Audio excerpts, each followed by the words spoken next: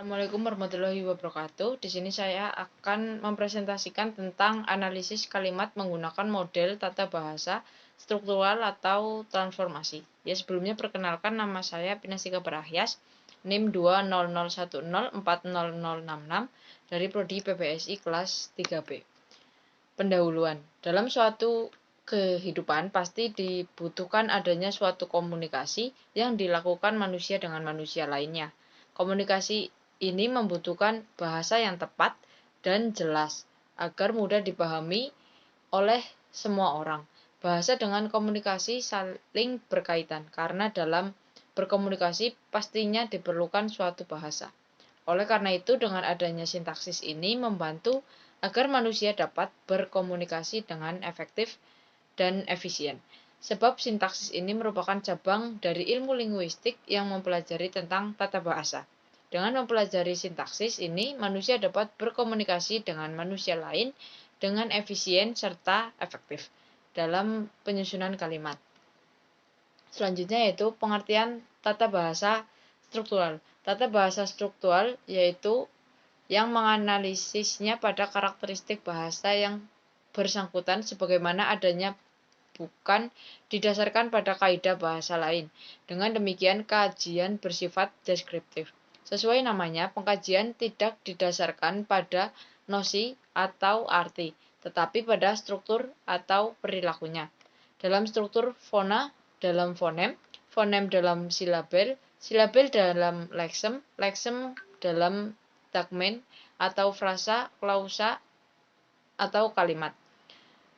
Untuk menggambarkan struktur tersebut, ditetapkan pada kontimen struktur lainnya yang melingkupi. Analisis struktur suatu bahasa berpangkal pada asumsi bahwa bahasa itu adalah ujaran. Dengan asumsi ini, maka data bahasa yang dianalisis pada pokoknya berwujud lisan yang diperoleh dari informan. Selain tertulis sebagai data sekunder untuk mengecek kebenaran data lisan.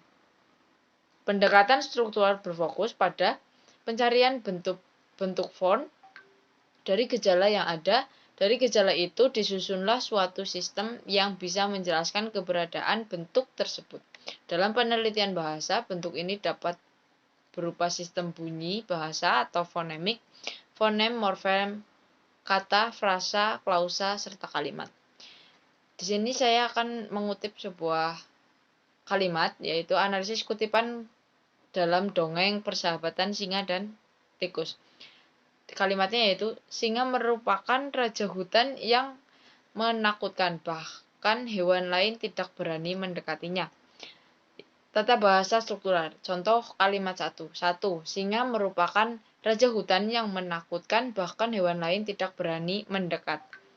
Kalimat di atas dapat dianalisis menjadi dua unsur langsung. Yang A, singa, B, merupakan raja hutan yang menakutkan, bahkan hewan lain tidak berani mendekatinya. Lalu unsur B dapat dianalisis lagi menjadi dua buah unsur langsung, yaitu B1 merupakan raja hutan yang menakutkan, serta B2 bahwa hewan lain tidak berani mendekat. Unsur B1 dapat dianalisis menjadi dua unsur langsung. Yang pertama B1.1 merupakan B1.2 raja hutan yang menakutkan. Unsur B1.2 akan dianalisis menjadi dua buah unsur langsung. B1.2.1 menjadi raja, B1.2.2 hutan yang menakutkan. Selanjutnya unsur B1.2.2 dianalisis menjadi dua buah unsur langsung. B1.3.1 hutan, B1.3.2 yang menakutkan. Lalu unsur B1.3.2 dapat dianalisis lagi menjadi dua buah unsur langsung, yaitu B1.41 yang dan B1.42 menakutkan. Selanjutnya menganalisis B2 menjadi unsur langsung. B2.1 bahkan B2.2 hewan lain tidak berani mendekat. Lalu B2.2 akan dianalisis menjadi dua buah unsur langsung. B2.3.1 hewan, B2.3.2 lain tidak berani mendekat. Unsur selanjutnya yaitu B2.3.2 dapat dianalisis menjadi dua buah unsur langsung. B2.4.1 lain, B2.4.2 tidak berani mendekat. Unsur B2.42 akan dianalisis menjadi dua unsur langsung, yaitu B2.5.1 tidak, B2.5.2 berani mendekat.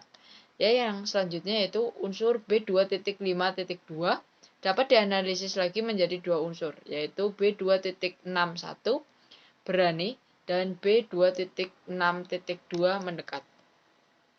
Selanjutnya yaitu tata bahasa transformasi. Tata bahasa transformasi merupakan kalimat yang mendapati penyusunan kembali unsur menjadi pemadu struktur dasar ke dalam struktur kalimat tuturan dan bisa bersifat individual. Apabila kalimat dasar ini strukturnya dialihkan, maka menjadi satu. Selanjutnya, bersifat universal. Bila kalimat dasar itu strukturnya dialihkan menjadi lebih dari satu, hal serupa dijelaskan Dawud dalam Pancarani tahun 2018, bahwa kalimat transformasi adalah kalimat yang mendapati suatu peralihan dari beberapa struktur kalimat inti menjadi struktur bersifat kebaruan. Dalam aliran struktural, hanya ujaran saja yang termasuk dalam bahasa. Dalam pengajaran bahasa teori struktural melahirkan metode langsung dengan pendekatan oral. Selain itu, aliran itu membedakan antara kalimat inti dan kalimat transformasi. Berikut ini analisis kalimat aliran transformasi. Contoh kalimatnya yaitu Tony membakar ikan. Kalimat transformasi dalam kalimat inti Tony membakar ikan dapat menjadi beberapa variasi kalimat. Antara lain, yang pertama yaitu ikan dibakar oleh Tony yang termasuk ke dalam pemasifan. Yang kedua, Tony tidak membakar ikan yang termasuk untuk pengingkaran. Yang kedua yaitu bakarlah ikan merupakan suatu bentuk perintah. Yang keempat, siapa yang membakar ikan merupakan bentuk pertanyaan. Yang kelima, bakar ikan yang termasuk pelepasan, dan yang terakhir yang keenam yaitu ikan bakar yang termasuk investi. Berikut merupakan bagan pohonnya. Bisa dianalisis sendiri, yaitu singa merupakan raja hutan yang menakutkan, itu merupakan klausa, dan seterusnya bisa dilihat dengan sendiri. Sekian presentasi dari saya, kurang lebihnya saya mohon maaf. Wabillahi taufiq wal hidayah. Wassalamualaikum warahmatullahi wabarakatuh.